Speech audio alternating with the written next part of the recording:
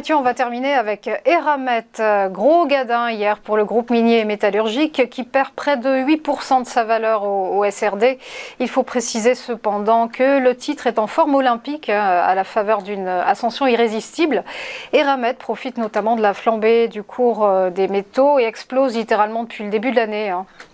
Effectivement, il faut mettre, pour ça que j'ai sélectionné ce titre, puisqu'il faut mettre en relation la baisse d'hier avec le parcours haussier d'Eramet depuis le début d'année. Il ne faut pas oublier que depuis le début janvier, le titre cotait 70 €. Il est monté hier à plus de 160. Cette zone entre 156,90 et 163, grosso modo, est une zone de résistance forte. C'est la zone de sommet de 2018. On est toujours sur Eramet, sur une lecture haussière.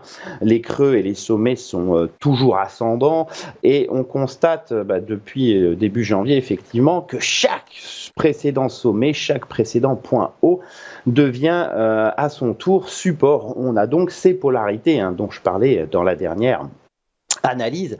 Là, le dernier sommet se situe aux alentours des 141,50. Donc le titre Eramet, certes, est très volatile, mais peut revenir gentiment sur ce niveau des 141,50 et ça n'est que la rupture de ce précédent sommet qui peut devenir support, qui commencerait à inquiéter tout simplement. Pour l'instant, on est donc effectivement sur une phase de correction intermédiaire après le test d'une zone de forte résistance.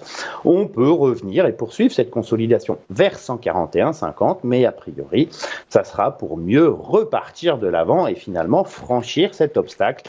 Donc attention tout de même à Eramet qui recèle une volatilité particulièrement forte. Donc on peut aller un petit peu égratigner le niveau en journée. L'important c'est une clôture qui sous 141,50 qui éventuellement pourrait dégrader la dynamique. Ça n'est pas encore le cas actuellement.